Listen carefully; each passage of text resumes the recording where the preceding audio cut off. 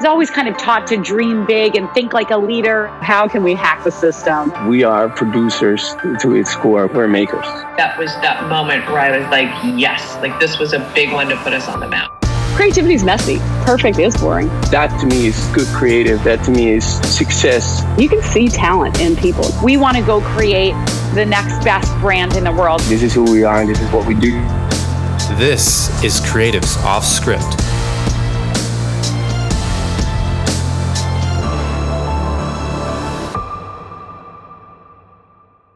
As an accomplished creative director, Brig launched in the world of behind-the-camera directing after winning the Top Young Director Award at the Cannes Creativity Festival in 2015.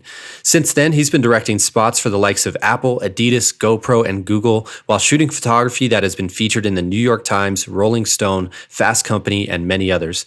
In addition to his host of awards, including 11 Cannes Lions, Brig has also been featured as a TEDx speaker and is currently rep by Tool as a director for commercial work.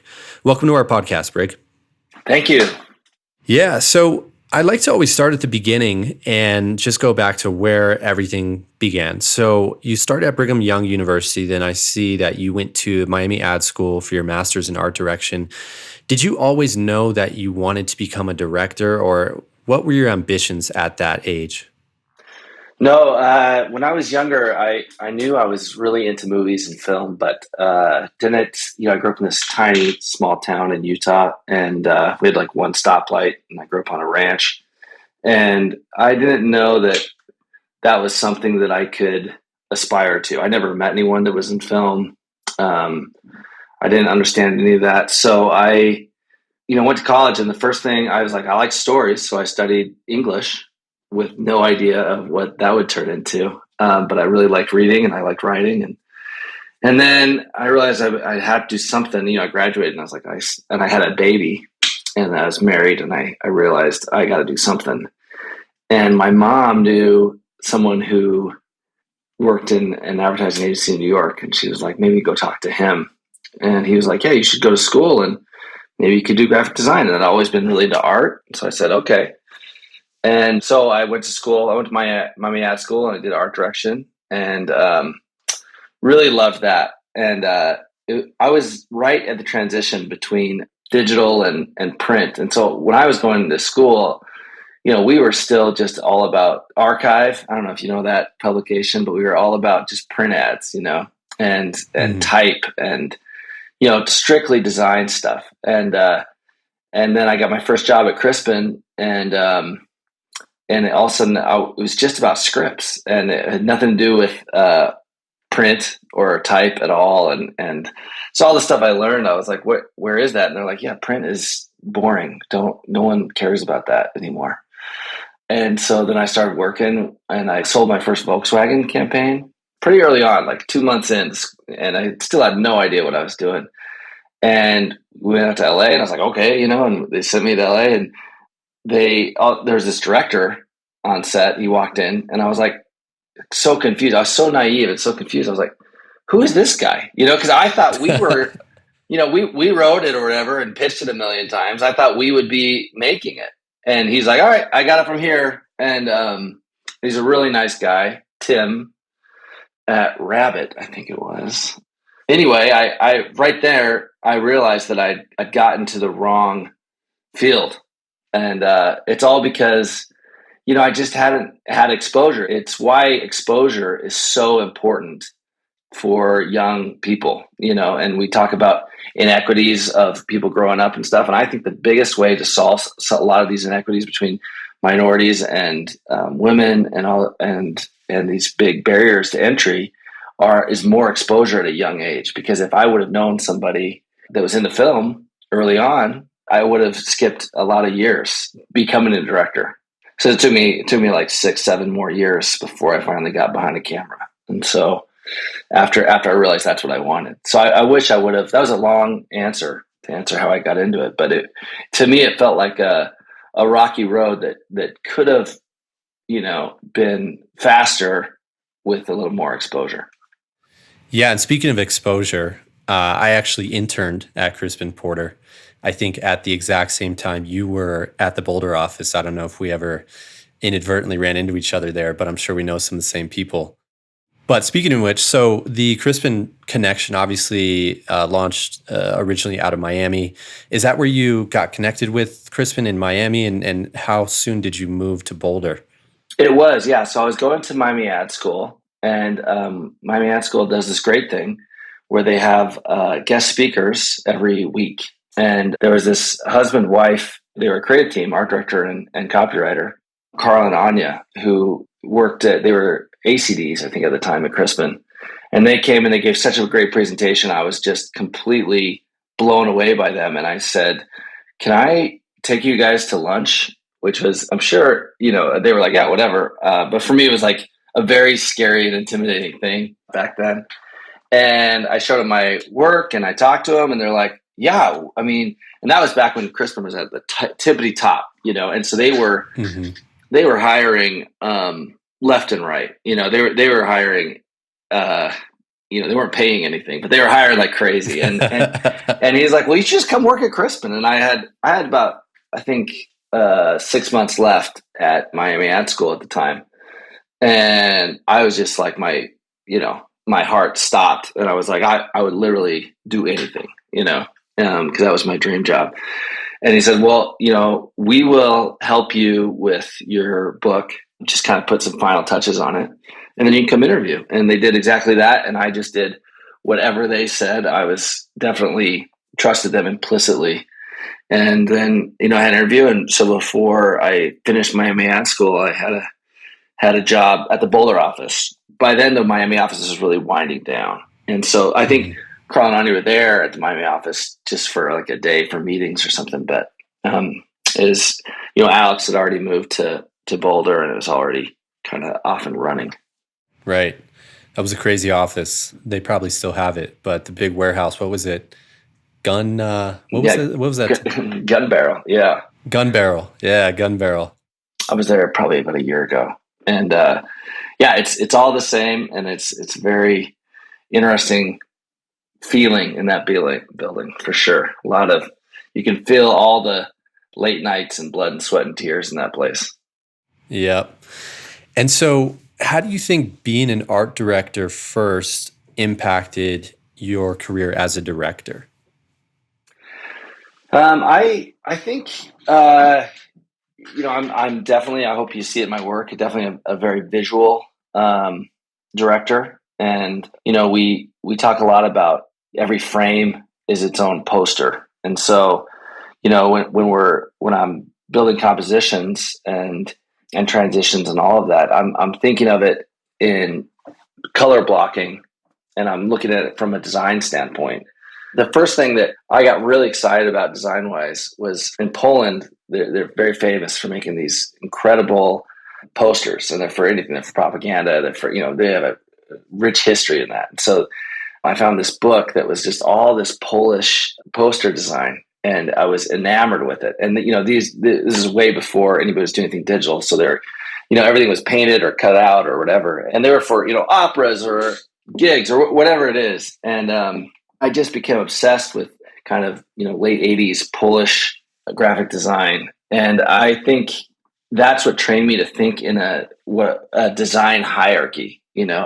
Because in graphic design, it's so important that when you see something, that your eye goes to something first. And if everything's special on the page, which sometimes clients want, then nothing's special. It's like Clinton's speechwriter once said, if you say three things, you said nothing. And that's how I look at composing film. Is I want the eye to irrevocably go to one spot first and have that be the very most important part. And then you can start saying, okay, if this is the most important part, let's build off that. That becomes the second most and the third most, and from there.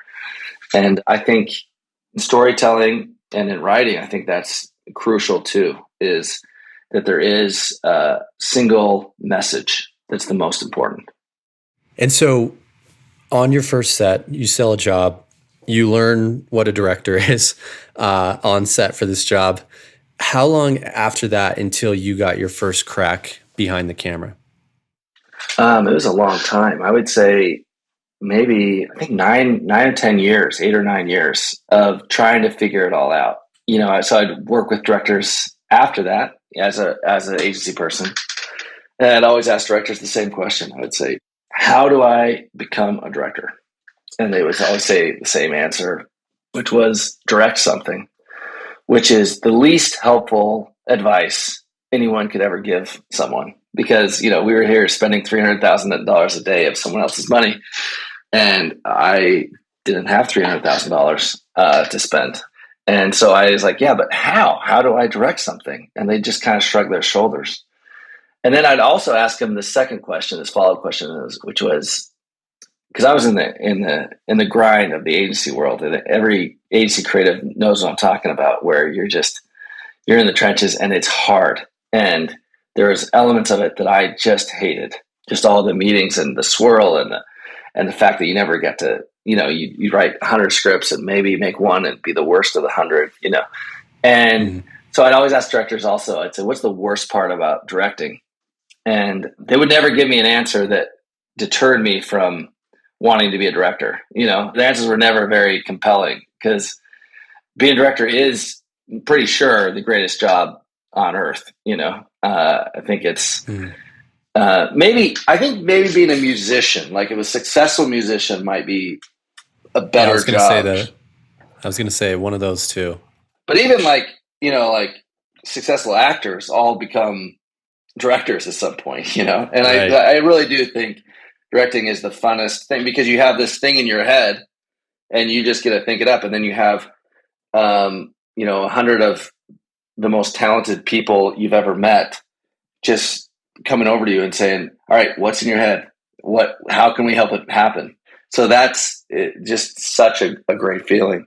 So anyway, so I was like, okay, I need to direct something. Don't know how to direct something. And so I would, go down all the usual routes. I would try to shoot something on my camera. And then I realized that my technical know-how wasn't good enough on my little 5D or whatever. And so then I would try to understand that better, but then you need good actors. And it was just, thing after, barrier after barrier. And I would get really frustrated. And sometimes I would stop, and I went and started a startup. I got some venture capital money and started a startup, got a couple $1 million that me and my creative partner subsequently lost, and we felt really bad about. And then I went and got more jobs in advertising. And then I was at the Martin Agency, and my partner, Danny Robinson, who's now the chief creative officer at the Martin Agency and is one of my very favorite people in the world, we were on set for an Oreo shoot, and we were writing the next spot that they needed. And it was for mini Oreos. And he and I, honestly, we wrote it in like half an hour. I mean, it was we were on a lunch break, and we had this idea, and we started writing, and we were just so excited about it. And they wanted a 15-second spot, and we wrote a 3-minute spot, little story. And he'd been around a long time, Danny had, and he knew that, there's probably no chance, the media was already bought and everything. And I looked at Danny and said, I'm just going to make this one. And I saw how I could personally make it. And I think that was late. It was like October, November or something, probably November. And then my partner, Bobby, who, we've been together since we were 18. We have 2 kids together. And I went to her and I said, we had Christmas break and the kids were home and I had work off. And I said, okay, we can either have a relaxing Christmas together in our nice, lovely home in Richmond, Virginia, or you and I can go to Home Depot and build a set and have probably the most stressful, worst Christmas ever, but make this spot. And she said, let's do it. And I said, okay. So we had, I don't know if I should get into numbers here, but I will. We had $20,000 savings total in our life. That's all we put away. And, we had these kids, and we had 2 kids and mortgage and everything. We had this $20,000, and I spent $10,000 of it at B&H Photo in camera gear, buying a Blackmagic camera, which actually was a terrible camera, but it was all the rage for a second there. I'm trying to think which one that was. There's been so many. It was the first one, and it was like, okay, it was awful. Was it like the handheld one? No, Like a small one? that was the cinema one. It was Okay. bigger. The body was like about this big, Okay. I and think I remember. I bought a Canon.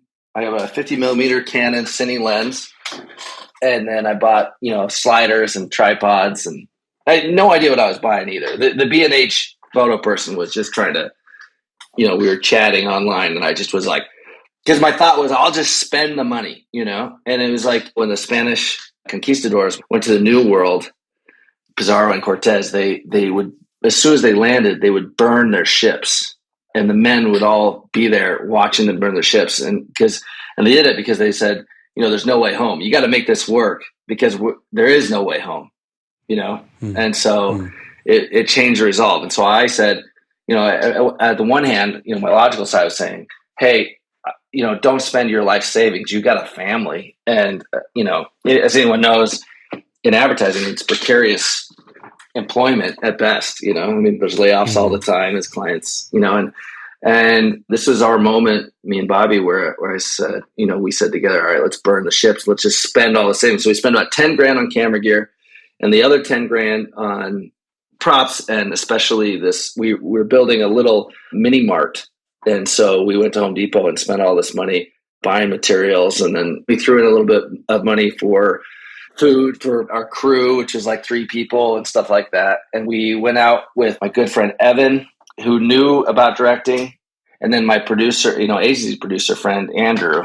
And we went out and we put my kids in it, and we got the planner I sat by at work in it, and his wife. I was going to ask you where the actors came from. That's awesome. Yeah, they were all just friends, and we borrowed somebody's van again, and and then we just went out and we took my truck and we put this mini mart in the back of it, and we just drove out to the fields in Virginia and plopped it down on the side of the road and just hoped nobody would come. And a cop did come by actually, and we just said we were filming a little film, and he was like, all right, he didn't care.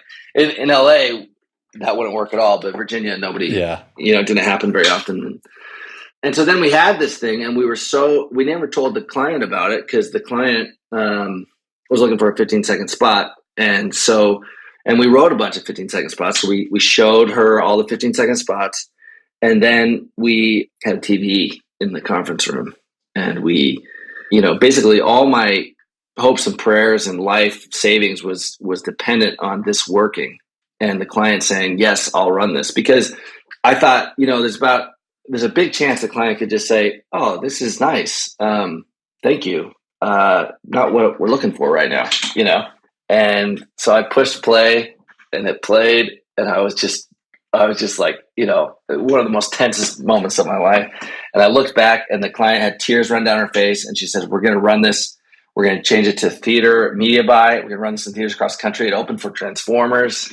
Wow. And so it's kind of a big chance, but it really paid off. And wow. And it wasn't just me, obviously. It was like, I think becoming a director, because there's so many barriers to directing your first thing, it has to be a village effort. You have to lean on so many people and ask so many favors and just plead with people to help you make the vision happen. And I owe it all to Evan and Andrew and Bobby and Danny, obviously, and the client who said yes. And then after that, it became so much easier. Once you've directed something worth watching, it becomes so much easier. And that's what I'm working on now, which is, I think, equally hard. I'm trying to, get into narrative and features. And, it doesn't matter what your commercial reel looks like. I bring it, around town here, and they say, yeah, it's really great work. Have you done a feature? And I said, no. And they say, well, we're not going to trust you with this one then. We're not going to back you with this one. So the key right now, I'm trying to do that same thing I did before, which is make that jump and just shoot a feature. And I've been really trying that for about 5 years. And the roadblocks just seem even bigger. Yeah. But we just locked edit on 2 short films I directed with my partner, Bobby. And we're excited about them. And we hope that it's just the beginning of more. And so now we're doing color and mix for them and submit them to festivals and see what happens. Yeah, that's an incredible story. And I had no idea the risk and the bet that went behind that Oreo spot. And really amazing to hear that. I do have to ask you though, did you get paid back for those production costs? No, I didn't. I didn't. No, Really? so when Oreo bought it, they said, "Well, hey, let's reshoot, some of the scenes and increase the production value because, I mean, it was still pretty rough. It was adorable, and you can see, I think both the original and the one we shot subsequently, they're very similar, and we actually used a lot of the shots from the first one in the second one, but I don't know. Maybe they would have if I would have asked them, but I was so excited. I didn't care, Yeah, yeah. And so this spot goes to Cannes. You end up winning Best Young Director. How did that open doors for you from there? Well, from there, I just got a bunch of calls from LA, from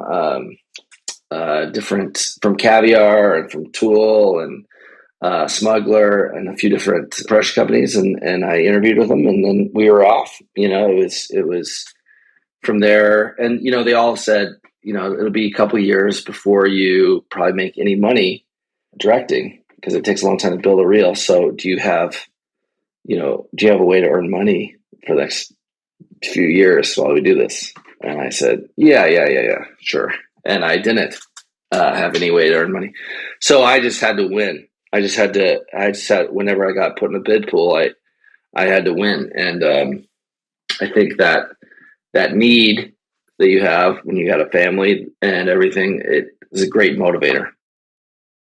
Producers, are you sick of messy projects, outdated calendars, hundreds of email chains, and lost files? Have you dreamed of one tool that can bring your entire production workflow together in one place? Assemble is the project management platform designed by producers for producers, featuring calendars, task lists, call sheets, asset management, and more. Assemble helps industry-leading production companies, agencies, and brands streamline their content production workflow. Try Assemble today using the code Offscript, that's one word, to get your first month free. Learn more at assemble.tv. You are listening to the Creatives Offscript podcast.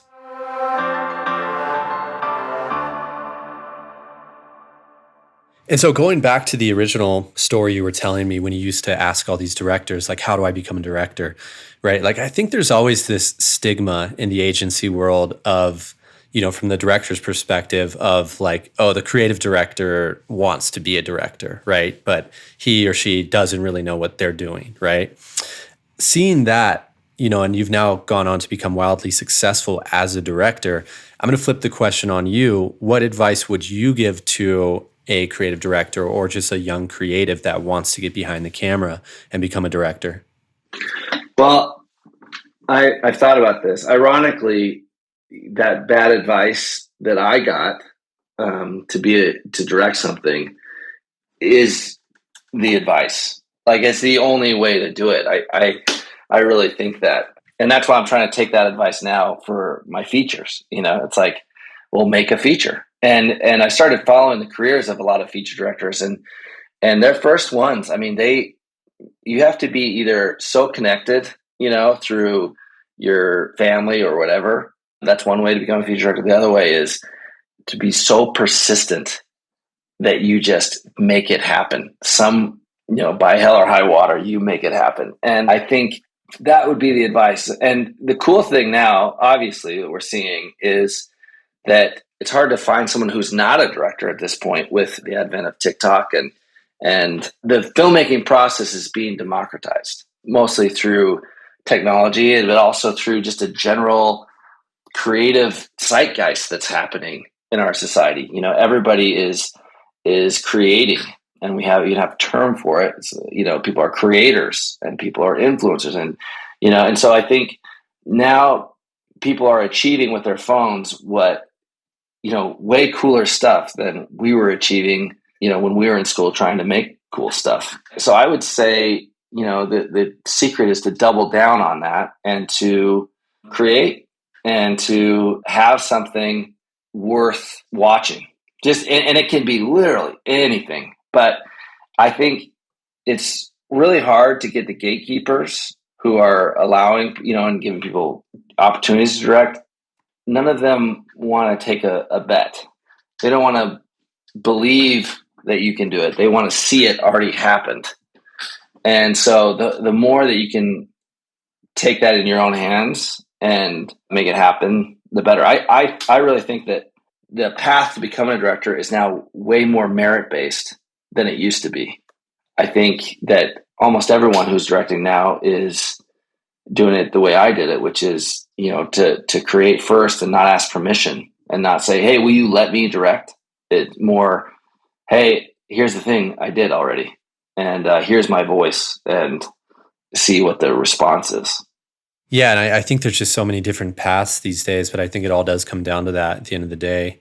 We had Ryan Connolly on this podcast with Film Riot. I'm not sure if you're familiar with him, but I mean, yeah. He just launched that YouTube channel and was just every week he put out a video for years on that YouTube channel, and that eventually rolled into shorts, and then now he's getting management and potentially trying to crack into the feature world as well. But I agree, it's just all about creating now, especially with, like you say, the democratization that's happening. And so with everything shifting towards this Gen Z and TikTok and new formats and everybody becoming a creator, I mean, where do you think the future of filmmaking goes, especially high-end production, high-end filmmaking? What do you think that looks like?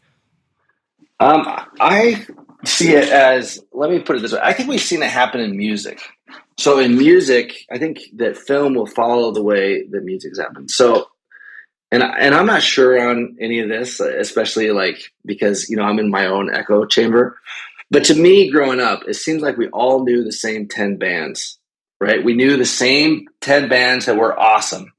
And I prided myself, especially in high school and middle school, that I could name every song, I could name every singer. I knew it backwards and forwards.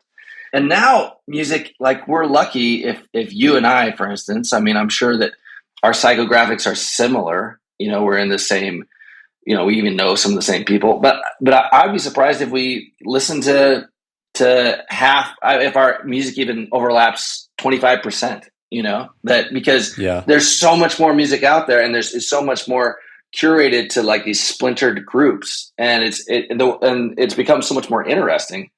So instead of the 10 bands that that are out there being successful, there are now 100,000 bands, and they're not as successful, right? They don't have as big of a following, but their followers are more niche, and it's more interesting to us individually. And I think that same thing has happened with YouTube's a great example. With YouTube, there are some big YouTubers that are creating content, but almost all of them are probably only creating content for 1 million people.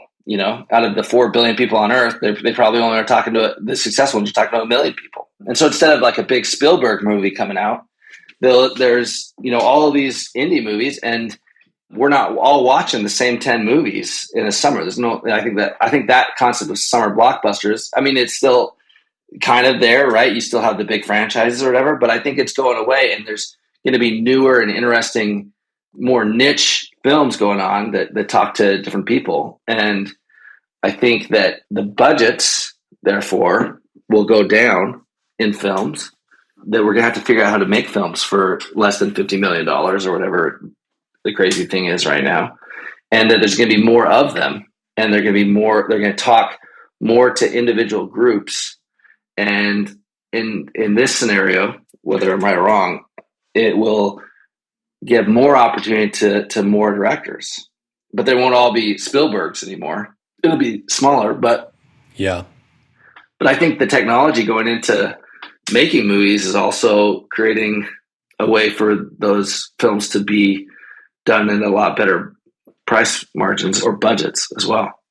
But it's funny, when I turn on my Spotify, I feel like it's harder than ever for me to discover new music, even though there's. So maybe that's the hole in my problem. Yeah, I don't know. That might be a hole in my theory. Yeah, I don't know what it is. Now I just find myself listening to the same music over and over. So we'll see how that I agree with you. I agree with your theory is that, it's going to become more democratized. It's going to be more about building your own audience and having those, niche filmmakers. But yeah, I wonder as the market gets more saturated, how do we discover these new people? That's what's going to be interesting. Yeah. So you go on to sign with Tool, and then, of course, begin your directorial career. However, you're very collaborative. I see that some pieces you write, others you direct, some you write and direct. How do you determine the role that you're going to take in any given spot? Well, Tool has an interesting approach where they work a lot with their reps. Everything work. They cater a lot to traditional advertising agencies, but then in this new world, they also go directly to brands a lot, and that can be some of the most rewarding work for me, because the brands will sometimes say, "Hey, we want something. Can you write it as well?" And that's always a really fun opportunity. And so it's usually those kind of direct to brand stuff that I get to write more, which obviously is really fun to go back to that side of things. I think some directors can get a little burned out because you're always achieving someone else's vision, and so it's fun to have that collaborative process. And then a great example of that, there was a creative team from Amazon when they were launching the Amazon Alexa, and they had this crazy goal that they wanted to shoot 100 10-second films, because they wanted to showcase all the myriad of ways that you could use Alexa in your life.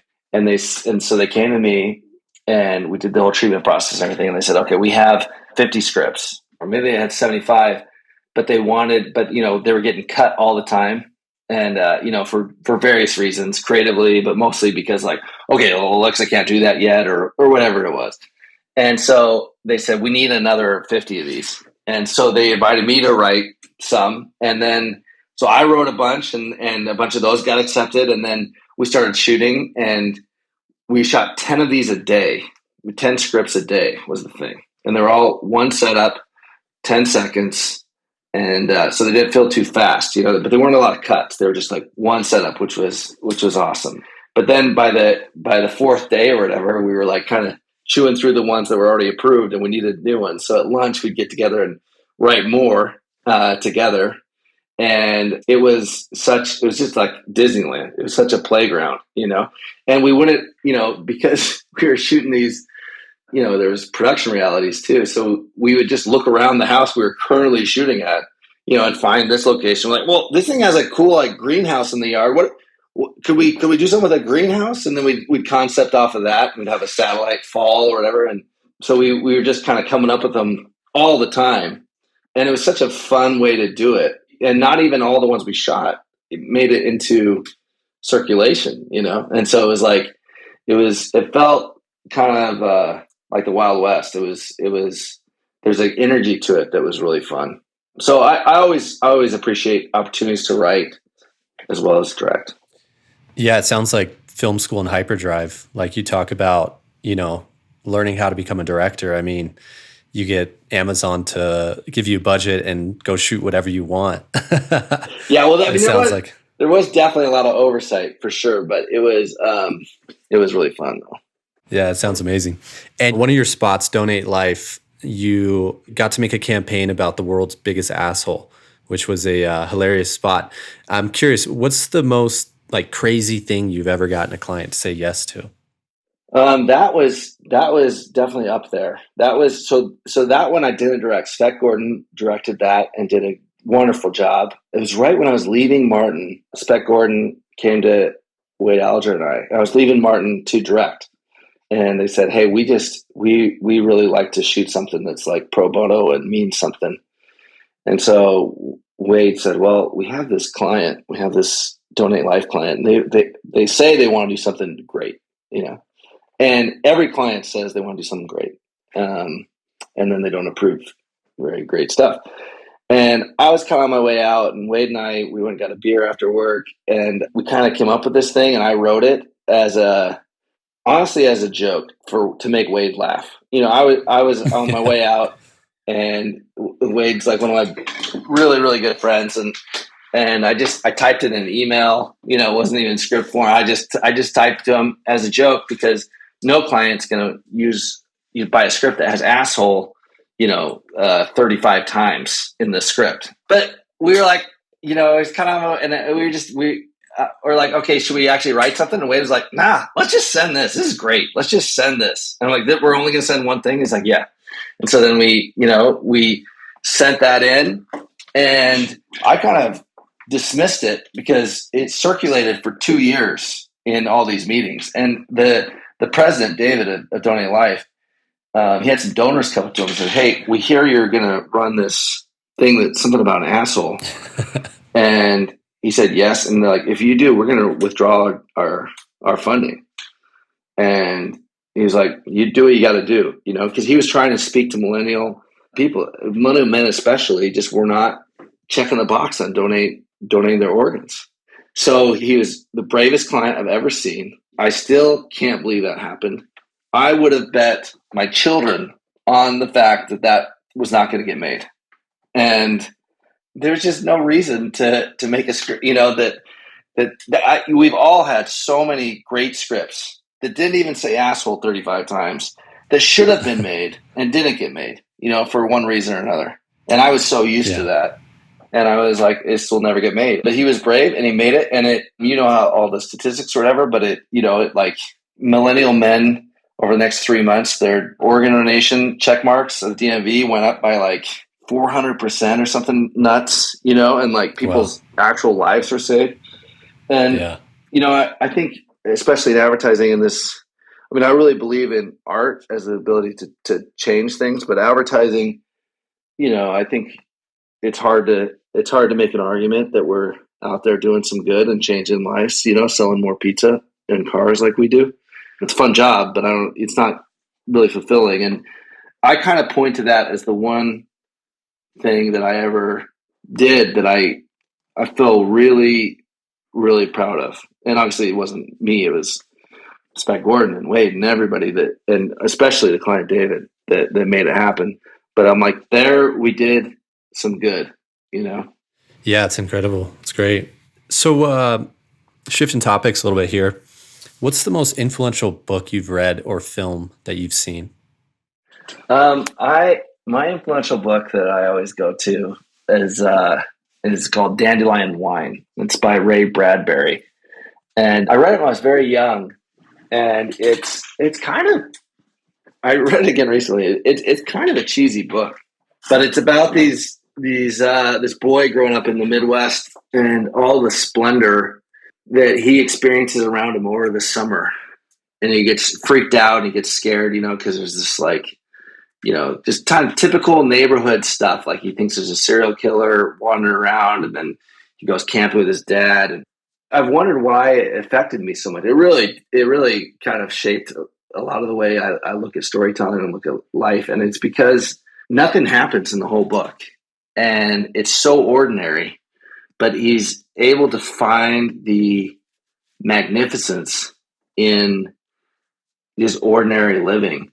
And to me, great stories do a lot about very little. And it's not always just some big, dramatic thing. The more interesting things are the small things that have a huge effect on us. And because that's what life is really made of. It's just all these little tiny things. So I think the way that's written was just incredible. I really loved it. Yeah, I haven't read it, but the way you describe it kind of brings to mind a little bit like Catcher in the Rye. Mm-hmm. Yeah. And that's how I felt when I read that book, was that it like nothing really happened, but it was still, really impactful to me.